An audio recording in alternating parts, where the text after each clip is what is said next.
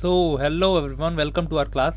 और आज की क्लास में हम सबसे मोस्ट इम्पॉर्टेंट चीज़ आज देखने वाले हैं, क्योंकि सीवीटी का जो 2025 का जो फॉर्म है वो कभी भी आ सकता है। आप मान के चलिए 15 फेब से लेके 25 फेब तक, ठीक है, कभी भी आपका एग्ज़ाम फॉर्म आ सकता है। तो आप बोर्ड्स की तैयारी कर रहे हैं, साथ में आपको सीवीटी की भी टेंशन है। बहुत सारे बच्चे आप में से हैं जो ये फॉर्म भरना चाहते हैं, तो टेंशन मत लीजिए आप। मैं आज सारा कंप्लीट डिटेल इसके बारे में बताने वाला हूँ कि फॉर्म कैसे भरना है, कब फॉर्म आता है, और भी सारी चीज़ें की कट ऑफ क्या रहती हैं, किस यूनिवर्सिटी में आप एडमिशन ले सकते हो। ये सब चीज़ हम आपको आज की वीडियो में एक क्लियर कर देंगे, ठीक है। और रही बात डॉक्यूमेंट की कि कौन कौन से डॉक्यूमेंट चाहिए आपको, तो वो वीडियो भी मैं ऑलरेडी अपलोड करने वाला हूँ। वो वीडियो मैंने बना ली है, कल या परसों में, कल मैं अपलोड कर दूंगा उसको। तो कल आप चैनल को सब्सक्राइब कर लीजिए। और आप इससे पहले मैं अपना इंट्रो दे देता हूँ। Hello, my name is Rishabh and currently I am preparing for civil services exam. साथ में मैं आपको पढ़ाने का भी काम करता हूँ। और जो आप हमारे जब चैनल पे जाओगे तो वहाँ पे या फिर इसी वीडियो के डिस्क्रिप्शन में जाओगे तो वहाँ पे हमने लिंक दे रखे हैं अपने चैनल पे, जो भी मैंने क्वेश्चन कराए हैं PYQs बोर्ड्स के और CUET 2025 के लिए, ठीक है, 2025 के लिए मोस्ट इंपॉर्टेंट क्वेश्चन हमने हिस्ट्री, पॉलिटी और ज्योग्राफी के करा रखे हैं। आप जाके आप हमें वो सारे चैनल जो वीडियो हैं वो देखिए, और अपने जो मार्क्स हैं आप उसको बूस्ट कर सकते हैं वो उस लेक्चर के थ्रू, ठीक है। अगर आपने हमसे जुड़ के 90% से ज़्यादा अपने बोर्ड्स में स्कोर कर लिया तो हम आपको आपकी फ़ोटो अपने इस हॉल ऑफ फेम पे लगाएंगे और आपको अपना अचीवर बनाएंगे। सिर्फ आपको करना क्या है, आप हमसे जुड़ के पढ़ते रहिए। और साथ में आप हमारे टेलीग्राम चैनल को भी ज्वाइन कर सकते हैं। टेलीग्राम चैनल को आपको ज्वाइन करने के बाद आपको अनलिमिटेड नंबर ऑफ़ क्वेश्चंस मिलते हैं फ्री ऑफ कॉस्ट। वहाँ पे आप जाके देखिएगा, कभी आप विजिट करिए एक बार। अगर आपको ना पसंद आए तो आप ज्वाइन मत करिएगा, विजिट करिए वहाँ पे। आपको वहाँ पे बहुत सारे PYQs CUET 2024 से 2023 के सबके PYQs पड़े हुए हैं। वहाँ पे बोर्ड्स के भी PYQs पड़े हुए हैं। आप हमें कोई भी क्वेश्चन है, आप हमारे इंस्टाग्राम हैंडल पे जो ये ह्यूमैनिटीज़ विद ऋषभ है, यहाँ पे आप हमें मैसेज कर सकते हैं, या फिर सिंपली इस वीडियो को भी इस वीडियो के कमेंट में कमेंट करके पूछ सकते हैं जो भी क्वेरी है आपकी, ठीक है। प्लीज़ तो आप चैनल को सब्सक्राइब कर दीजिए और हमसे जुड़े रहिए, ठीक है। देखो, जो आपका CUET का फॉर्म फिलअप होता है वो 3 स्टेजेस में होता है। स्टेप 1 में क्या होता है, जब CUET का जो एग्ज़ाम होता है वो कौन कंडक्ट करता है, NTA कंडक्ट करता है, नेशनल टेस्टिंग एजेंसी, ठीक है। तो जब CUET का फॉर्म आएगा, मान लो CUET का फॉर्म आया 15 फेब को, ठीक है, 15 फेब को फॉर्म आया, ठीक है। तो 15 फेब को क्या करना होता है, पहले फर्स्ट स्टेप जो आपका होता है, फर्स्ट स्टेप होता है आपको जाके नेशनल NTA की वेबसाइट पे आपको रजिस्ट्रेशन करना पड़ता है, ठीक है। अभी मैं डिटेल में बात करूंगा रजिस्ट्रेशन में क्या होता है, फिर उसके बाद क्या होता है, ठीक है। तो पहला स्टेप आपका होगा कि आपको जाकर रजिस्ट्रेशन करना है आपको NTA वेबसाइट पे, ठीक है। दूसरा स्टेप, आपको वहाँ पे जब आप रजिस्ट्रेशन कर लोगे तो आपको एक एप्लीकेशन नंबर और दूसरा एक पासवर्ड मिलेगा, ठीक है, ठीक है। ये पासवर्ड से आप लॉग इन करोगे अपना CUET का फॉर्म भरने के लिए, ठीक है।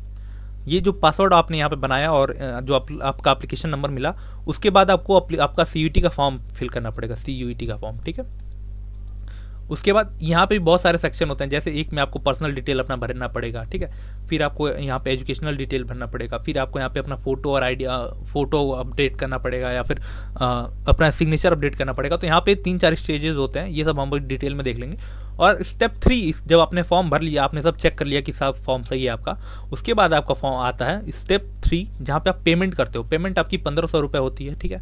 जनरल कैटेगरी के लिए मैं बात कर रहा हूँ। इस बार अभी फॉर्म जो आएगा एप्लीकेशन, उसमें मैं आपको देख के बता दूंगा, ठीक है। अगर रही बात कि आपको कौन कौन सी यूनिवर्सिटीज़ मिल सकती हैं, तो यूनिवर्सिटी जैसे बनारस हिंदू यूनिवर्सिटी मिल सकती है, अलीगढ़ मुस्लिम यूनिवर्सिटी मिल सकती है, ठीक है, जामिया मिलिया इस्लामिया मिल सकती है, JNU मिल सकता है, DU मिल सकता है आपको, और भी बहुत सारी यूनिवर्सिटीज़ हैं। ये देख रहे हो आप, इतनी सारी यूनिवर्सिटीज़, और भी बहुत सारी सेंट्रल यूनिवर्सिटीज़ हैं जिसमें आपको आपका जो मनपसंद कोर्स है, जो मनपसंद कॉलेज है, वो आपको मिल सकता है, ठीक है, इसी फॉर्म के थ्रू।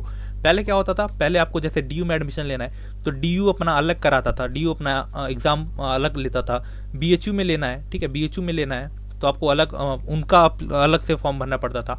लेकिन अब क्या हुआ, एक CUET के थ्रू गवर्नमेंट ने क्या किया है, CUET के थ्रू क्या किया है गवर्नमेंट ने, सारे जो एप्लीकेशन एक ही फॉर्म से हो जाते हैं। जैसे आपको DU इसी फॉर्म में आपने CUET का फॉर्म भरा, इसी में आपने DU सेलेक्ट कर लिया, इसी में BHU सेलेक्ट कर लिया, तो जो भी आपका जिस अकॉर्डिंग नंबर आएगा उस अकॉर्डिंग आपको कॉलेज मिल जाएगा, ठीक है, यूनिवर्सिटीज़ मिल जाएगी, ठीक है। चलो, अगर हम थोड़ा सा एक बार मार्किंग स्कीम की बात कर लेते हैं। CUET है क्या, CUET एक एंट्रेंस टेस्ट है जिसके थ्रू आप जो सेंट्रल यूनिवर्सिटीज़ हैं उसमें एडमिशन ले सकते हो, ठीक है। टोटल 61 सब्जेक्ट हैं, जिसमें 33 लैंग्वेज है, 33 लैंग्वेज है, 33 लैंग्वेज है। 27 डोमेन है। डोमेन जैसे आपका मेन सब्जेक्ट हो गया, जैसे history, polity, geography, physics, economics, social science, ये सब हो गया। और एक होता है जनरल टेस्ट, ठीक है, जनरल टेस्ट हो गया, ठीक है। ये 3 सब्जेक्ट होते हैं। टोटल कितना हो गया आपके? टोटल हो गया 61, ठीक है, टोटल 61, ठीक है। मिनिमम आप 6 टेस्ट पेपर दे सकते हो, मिनिमम 6 पेपर दे सकते हो आप, ठीक है। 6 पेपर जिसमें आपका 4 होने चाहिए डोमेन के, 4 या 5 डोमेन, 4 से 5 डोमेन होना चाहिए। और डोमेन क्या? डोमेन जो आपके 12th में होगा वही, जैसे आपने 12th ह्यूमैनिटीज से किया है तो आपके पास हिस्ट्री, पॉलिटी, ज्योग्राफी होगा, तो वही आप फॉर्म में भी फिल कर सकते हो। ये नहीं कि आपने कोई और सब्जेक्ट फिल किया, जैसे फिजिक्स, केमिस्ट्री फिल कर दिया। डोमेन का मतलब जो आपके 12th में है वही सब्जेक्ट आप फिल कर पाओगे, ठीक है। और 3-4 ये दे सकते हो, 4 से 5, और एक आप दे सकते हो जीटी यानी जनरल टेस्ट, ठीक है, ये दे सकते हो आप, ठीक है। लैंग्वेज आपके लिए कंपलसरी होगा एक कोई, ठीक है। 13 लैंग्वेज होंगे, मीडियम ऑफ टेस्ट आपके 13 लैंग्वेज में टेस्ट होंगे, जैसे हिंदी, बंगाली, इंग्लिश, उर्दू, ऐसे बहुत सारे 13 लैंग्वेजेस में आपकी टेस्ट कंडक्ट किए जाएंगे, ठीक है। मोड ऑफ एग्जामिनेशन आपका कंप्यूटर बेस्ड टेस्ट भी हो सकता है, पेन पेपर भी हो सकता है, जो भी आपका उस टाइम पे सुटेबल लगेगा गवर्नमेंट को वो करेगी आप, ठीक है। टोटल क्वेश्चन कितने होते हैं? टोटल क्वेश्चन होते हैं आपके 50, ठीक है। डोमेन में बता रहा हूँ, डोमेन में, ठीक है, जो आपके मेन सब्जेक्ट होंगे, डोमेन में 50 क्वेश्चन होंगे, जिस पे आपको 40 करना पड़ेगा, ठीक है। और जनरल टेस्ट में 60 क्वेश्चन होंगे, जिसमें से आपको 50 करना पड़ेगा, ठीक है। समझ में आ गई बात? शिफ्ट, जैसे शिफ्ट और ड्यूरेशन, एक दिन में आपको 2 से 3 शिफ्ट मिलेंगे, 2 से 3 शिफ्ट होते हैं पेपर, ठीक है। एक दिन में 2 से 3 शिफ्ट होते हैं पेपर, और साथ में पेन पेपर भी हो सकता है या फिर कंप्यूटर बेस्ड भी हो सकता है, कोई भी क्वेश्चन हो सकता है, आपको उसकी टेंशन लेने की जरूरत नहीं है। अभी जब फॉर्म आएगा आपका तो मैं बताऊंगा आपको ऑलरेडी, ठीक है। तो मैं बताऊं, जो मैंने बताया था, जब आपने एनटीए पर रजिस्ट्रेशन किया, ठीक है, एनटीए पे पहला स्टेप था, रजिस्ट्रेशन किया आपने, आपके पास 2 चीज़ें मिली, एक नंबर मिला, एक नंबर जिसको हम एप्लीकेशन नंबर बोलते हैं, ठीक है। दूसरा आपको मिला एक पासवर्ड, ठीक है। ये 2 चीज़ें आपको एनटीए ने दे दिया। अब आपको क्या करना है, इसी पासवर्ड और नंबर का यूज़ करके अपना सेक्शन 2 यानी आपका जो सीयूईटी का फॉर्म है उसको भरना है। तो सीयूईटी के फॉर्म में सबसे पहला आता है रजिस्ट्रेशन फॉर्म, जैसे मैंने ये जो रजिस्ट्रेशन फॉर्म मैंने बताया, ठीक है। एनटीए में क्या, रजिस्ट्रेशन फॉर्म में क्या भरना पड़ेगा, एनटीए वाला, इसमें आपको पर्सनल डिटेल भरना पड़ेगा, जैसे 10th की मार्कशीट में आपका क्या नाम था, वो पापा का क्या नाम था 10th की मार्कशीट में, मम्मी का क्या नाम था 10th की मार्कशीट में, गार्जियन का नाम आपने नहीं भरना है जब आपने मम्मी पापा का नाम भर दिया तो, ठीक है। कैंडिडेट डेट ऑफ बर्थ अब मैं बोलूँगा कि एकदम करेक्ट जो आपके 10th की मार्कशीट पे है और आधार कार्ड पे है। अगर दोनों में मिसमैच है, मीन्स आधार कार्ड पे दूसरा है, आपके 10th की मार्कशीट पे दूसरा है, तो आप जाके जो आधार का जो है उसको चेंज करा लीजिए। आधार में आपको चेंज करने के लिए कुछ प्रूफ देना पड़ेगा, तो आपकी 10th की मार्कशीट वहाँ पे लग जाएगी, ठीक है। ये करा लीजिए आप, ठीक है।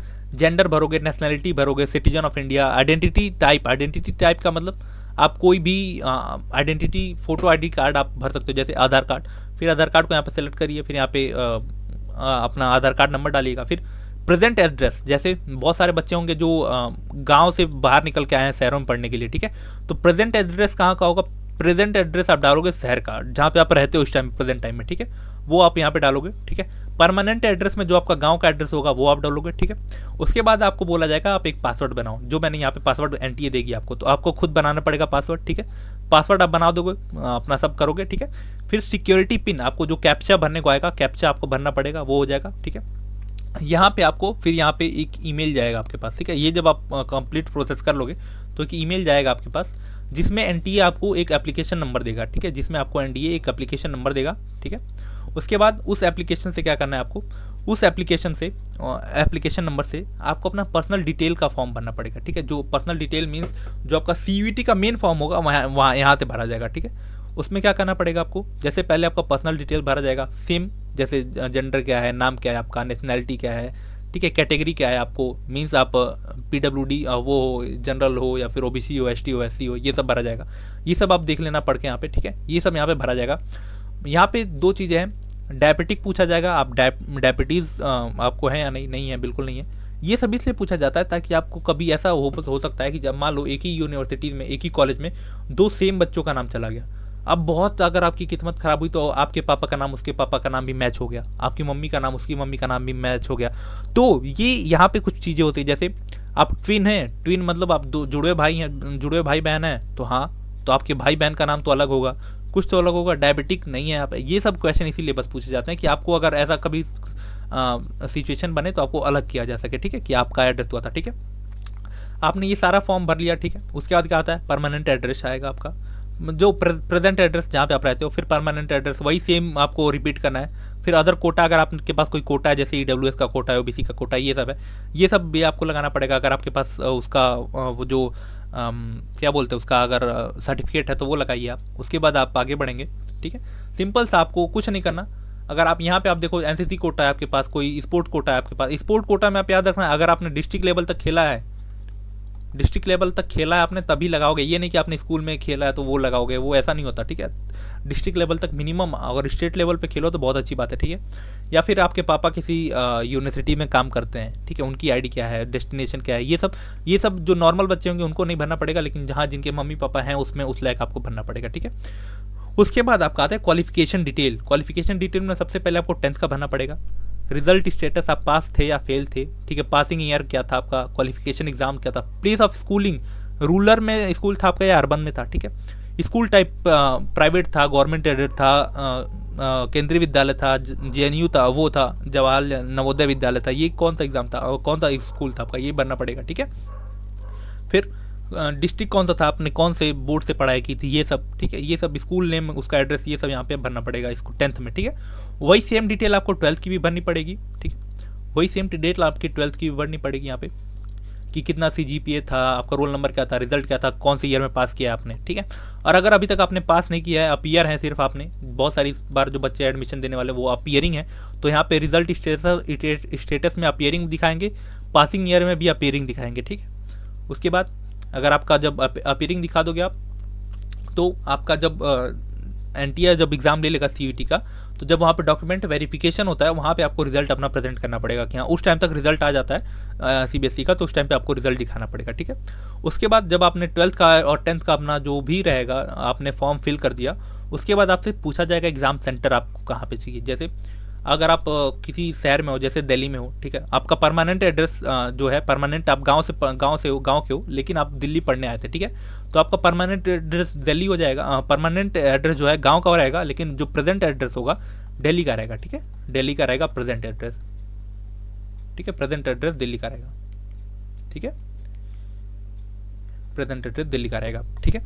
तो सिटी प्रेफरेंस आपको जो प्रेजेंट एड्रेस है उसके अकॉर्डिंग बननी है। जैसे आप दिल्ली में हो, तो दिल्ली में हो तो ऐसा मत करना कि आप अपने गांव के अगल बगल कोई सेंटर भर के आओ।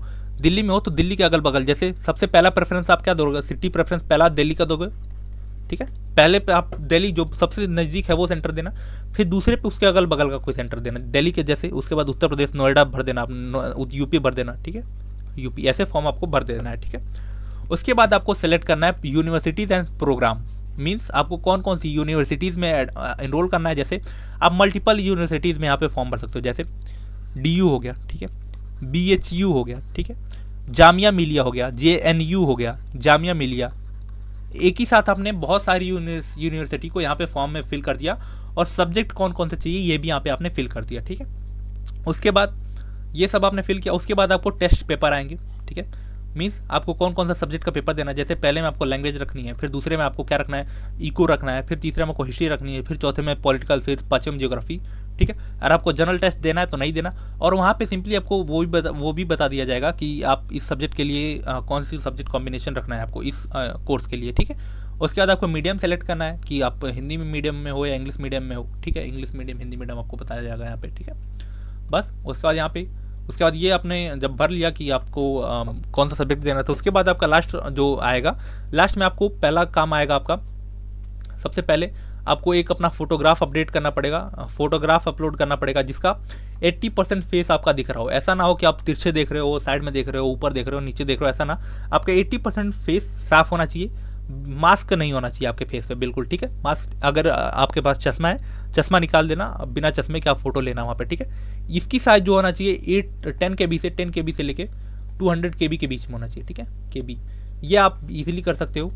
फिर उसके बाद आपको एक सिग्नेचर अपलोड करना पड़ेगा। जैसे ये आप एक ने आपने ब्लैंक पेज लिया, ठीक है, उसके बाद यहाँ पे आपने साइन करके उसको अपलोड कर दिया। उसकी साइज आपको 4 KB से लेके 4 KB से लेके 30 KB तक होना चाहिए, ठीक है।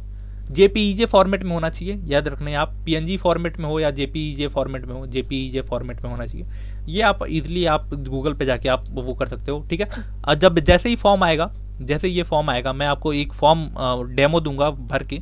अगर आप ये चाहते हो कि आपका फॉर्म भी मैं भर दूँ तो आपको पहले जो इसका फीस है, जो 1500 फीस है, वो पे करना पड़ेगा। वो या मैं नहीं भरने वाला आप भर लेना, ठीक है। और मैं मजाक कर रहा हूँ, आप भर लेना।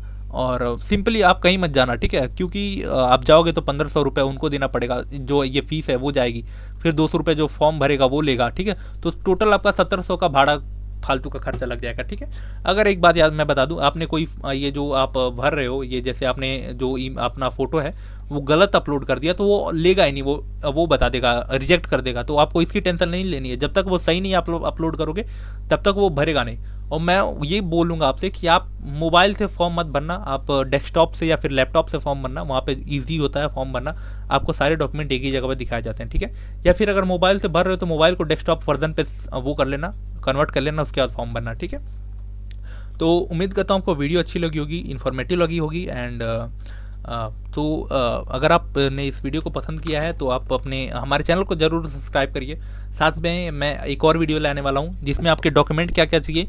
अगर वो डॉक्यूमेंट आपके पास नहीं है तो भी टाइम है थोड़ा सा, आप वो सारे डॉक्यूमेंट बनवा लो, नहीं तो आप फेल हो, आपको बहुत दिक्कत होएगी, ठीक है। मैं बता रहा हूँ, बहुत सारे ऐसे बच्चे होते हैं जिनको हंसराज हिंदू जैसे कॉलेज मिल जाते हैं, लेकिन क्या होता है डॉक्यूमेंट वेरिफिकेशन में वो पीछे हो जाते हैं। तो मैं ये बोलूँगा कि जो ये वीडियो है और जो कल वीडियो आने वाली है वो वीडियो आप देख लेना, बहुत हेल्प करेगी आपके लिए। क्यों?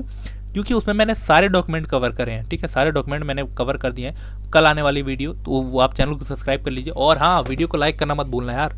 और जो भी हमारी प्लेलिस्ट है, आप जाके क्वेश्चन को वो करिए।